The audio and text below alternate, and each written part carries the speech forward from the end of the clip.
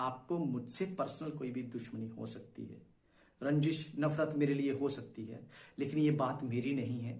ये हम एस्पिरेंट जमात की बात है, हमारी बात है। मैं चाहूंगा कि आप कुछ सवालों के जवाब दें। क्या आप नहीं चाहते कि हमारा पेपर जो है वो इरेगुलरिटीज फ्री हो, सो दैट कि हमें लटकना ना पड़े? क्या आप नहीं चाहते हो कि हमारा जो एग्जाम अभी होने हैं वो फास्ट ट्रैक मोड पे हो? क्या आप नहीं चाहते हैं कि हमारे जो रिक्रूटमेंट प्रोसेस, जो हमारा एग्जाम होने हैं, उसमें केवल और केवल मेरिट के आधार पे सिलेक्शन हो, मनी के हिसाब से नहीं? अगर हां, तो फिर उसके लिए हमें लड़ना पड़ेगा। क्यों लड़ना पड़ेगा? उसका कारण है जेके एसएसबी में अगर आपको लगता है सब सही है, तो वो नहीं है। इस बात से आपको सहमत होना पड़ेगा। हमें दिखाने की कोशिश हुई कि हाँ बोर्ड ट्रांसफर हो गया, सब कुछ चीजें नहीं आ गई, अब सब सही है। ऐसा बिल्कुल नहीं है। आपने देखा टेंडरिंग प्रोसेस या जो भी। इसके साथ साथ एक चीज आपको और सहमत होना पड़ेगा, आपको इस बात को मानना पड़ेगा कि जेकेएसएसबी में रिक्रूटमेंट स्कैम लंबे अरसे से चलते आ रहे हैं। तब भी हम देख रहे हैं कि इतने जेन्युइन कैंडिडेट हार्ड वर्क कर करके बड़ी मुश्किल से जो है जॉब पाते हैं।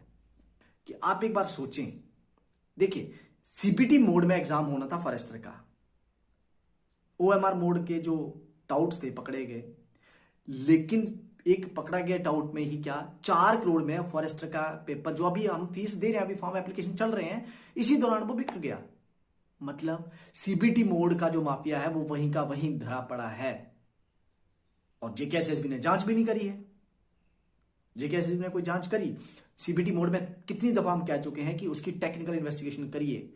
टेक्निकल इन्वेस्टिगेशन में क्या आता है कि किस कंप्यूटर पे जो सिलेक्टेड, केवल उन्हीं की करनी है जो लोग सिलेक्टेड हैं जो डिफरेंट एग्जाम्स में, कि क्या जिस कंप्यूटर पे वो बैठे थे उस कंप्यूटर का आईपी चेंज हुआ था, क्या उसमें कोई मिररिंग सिस्टम मिररिंग तो नहीं थी, उसकी लॉग डिटेल क्या है, कब उसने लॉग इन करा है, ऐसे ही कंट्रोलर की आईडी से पेपर कब एक्सेस हुआ है, क्या एक दिन पहले तो नहीं हो गया, क्या किसी कैंडिडेट को अलग से कंप्यूटर जो है वो लैब में अकेले तो नहीं बिठाया गया था, फोन के साथ तो नहीं गया था? क्योंकि ऐसे एलिगेशन लगे हैं। ये जो कंपनी है एनएससीआईटी, इसी के कराए हुए एग्जाम में इस तरह की धांधलियां देखने को मिली हैं।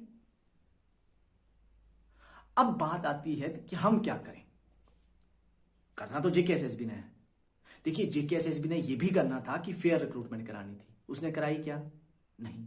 जब कोई जिम्मेवारी भूल जाता है तो उसको जिम्मेवारी उसकी याद दिलानी पड़ती है। जब घी सीधी उंगली से ना निकले तो उंगली टेढ़ी बिल्कुल नहीं, डब्बा ही उलट दो। जेकेएसएसबी तो सुन नहीं रही, तो अब सीधा एलजी साहब को, जैसे पहले हमने अपनी बात सीधी एलजी साहब को पहुंचाई थी, एट प्रेजेंट यही जरूरत है कि एलजी साहब तक हमारी बात पहुंचानी है। मैं चाहूंगा आप अब ट्विटर के माध्यम से, फेसबुक के माध्यम से ये चीज जो है वो पहुंचाओ। ऑफ जो hashtag technical underscore investigation, hashtag CBT, hashtag youth against corruption, ये 3 हैशटैग लगा के अपने ट्वीट जो है वो टेक्निकल इन्वेस्टिगेशन आप डिमांड करिए। किसमें? सीबीटी मोड के कराए हुए एग्जाम में। कराए किसने? एनएससीआईटी ने। अब बात आती है कि इनसे क्या होगा। भाई हमें एलजी ऑफिस के जो ट्वीट्स हैं उनके ऊपर पेस्ट करने, डेफिनेटली वो देखते हैं। एलजी ऑफिस जो सोशल मीडिया पे बहुत एक्टिव है एलजी प्रशासन, तो वो देखेगा, डेफिनेटली हमारी मांग मानी जाएगी। मीडिया में भी ये बातें हैं, मीडिया में भी ये चीज चर्चा हो रही है कि वाकई में वहां पे भी इसी तरह का स्कैम है। अभी तो सीबीआई की जांच में भी जो चीज सामने आई है। अब सवाल ये है कि क्या आज भी हम एक दूसरे से लड़ेंगे? आपको मेरी शक्ल पसंद नहीं हो सकती है, मेरा नाम पसंद नहीं हो सकता है, क्योंकि हो सकता है आपका कोई नुकसान मेरे कारण हुआ है, मैं मानता हूं, लेकिन इसकी सजा मत दो। मैं कह रहा हूं खुद को इसकी सजा मत दो, एस्पिरेंट्स पूरी जमात को इसकी सजा मत दो। लड़ाई लड़ रहे हैं, धांधलियां हो रही हैं, तो कल्प्रिट्स को सजा मिले इसके लिए लड़ना पड़ेगा। आज इस बात पे बटने की ना बिल्कुल भी जरूरत नहीं है कि जम्मू और कश्मीर के उस पे, या फिर ओपन मेरिट और कैटेगरी के बेस पे बटने की जरूरत नहीं है। और कैटेगरी में भी डिवीजन नहीं कि हाँ जी ये ईडब्ल्यूएस है तो मैं एएलसी हूं तो वो आरबी है, ऐसा भी बटने की जरूरत नहीं है। क्योंकि ऐसा हम बटेंगे तो हम आपस में तो एक छोटे यूनिट हो जाएंगे, आपस में लड़ते रहेंगे, और सरकार, प्राइवेट कंपनियां और जेकेएसएसबी हमें लूटती रहेगी। कितने ही फॉर्म लगे हैं, पेपर उनके नहीं हो रहे। जिनके पेपर हुए, हमारा टाइम गया, हमारी मेहनत गई, पढ़ाई नॉलेज तो है, लेकिन टाइम तो गया। हमारे जिन लोगों का सिलेक्शन होना था उनकी सर्विस का 1-1 साल गया।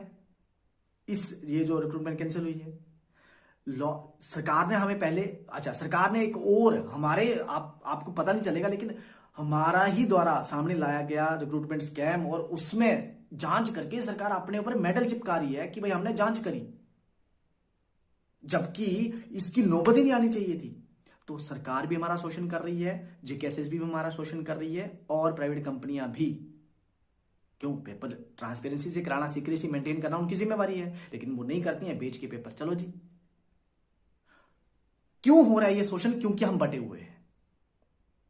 आज इस बात पे बटने की बिल्कुल भी वक्त नहीं है। ये वक्त ये नहीं है कि हाँ कौन किस टीचर को फॉलो करता है, तो मैं उस टीचर को फॉलो करता है इसलिए मैं इस ट्वीट को नहीं रीट्वीट करूंगा, मैं उस टीचर को फॉलो करता है इसलिए मैंने इसको फॉलो ही नहीं करना है, इसको मैंने शेयर ही नहीं करना है। ये चीज बिल्कुल मत करना, क्योंकि ये आप जाने अनजाने में खुद के पैर पे कुल्हाड़ी मार रहे हो। ये गेम जो सारा दिख रहा है आपको व्यूज और लाइक्स का, वहां तक लिमिट मत रहो। हक के लिए लड़ाई लड़ो। व्यूज शेयर्स बहुत कुछ आते रहेंगे, लेकिन आज लड़ाई व्यूज की नहीं है, लाइक्स की नहीं है, फॉलोअर्स की नहीं है। मेरा आप सबसे बार बार रिक्वेस्ट है कि ये लड़ाई करप्शन के अगेंस्ट, रिक्रूटमेंट स्कैम, बाकी सब जगह बहुत हो रही है करप्शन, मैं उसमें नहीं जाऊंगा। मैं सिर्फ रिक्रूटमेंट जो स्कैम हो रहे हैं, क्योंकि रिक्रूटमेंट, एक रिक्रूटमेंट में धांधली ना पता नहीं कितने घर की तबाही करती है। आप महसूस करेंगे, मैंने महसूस किया है, बहुत घर तबाह होते हैं, कई जिंदगियां तबाह हो जाती हैं एक रिक्रूटमेंट स्कैम में। यहां तो एक एग्जाम में नहीं, 3-3 एग्जाम में प्रूव हो चुकी है, और सीबीटी मोड के पेंडिंग पड़े हैं। सीबीटी मोड में जांच हो जाए, कल्प्रिट्स सामने आएंगे, जांच हो, ताकि सरकार को जांच करने के लिए मनाना, ताकि सरकार क्या करे कि भाई कुछ एक्शन लेके हमारा सीबीटी जो एग्जाम, अगर इसका मंशा है कि सीबीटी लेना, तो सिक्योर हो जाए। नहीं तो जब तक ये सिक्योर नहीं होता है, यकीन मानिए ये रिक्रूटमेंट प्रोसेस आगे नहीं बढ़ पाएगी। बाकी निर्णय आपका रहेगा। हो सकता है आप मेरी बात से सहमत हो, अगर आप नहीं भी एग्री करते हो कोई बात नहीं, वो भी वेलकम है उसका भी। लेकिन अगर आप एग्री करते हैं तो आपको उसके लिए करना पड़ेगा जो मैं कह रहा हूं। ये ऐसा नहीं है कि मैंने कह दिया, आप जांचिए, देखिए, स्टडी करिए इसके बारे में। अगर मैं गलत हूं तो आप टोकिए, बिल्कुल आप काउंटर कर सकते हैं, उसके लिए हमेशा आपका स्वागत रहेगा, लेकिन बटना मत। बहुत बहुत धन्यवाद।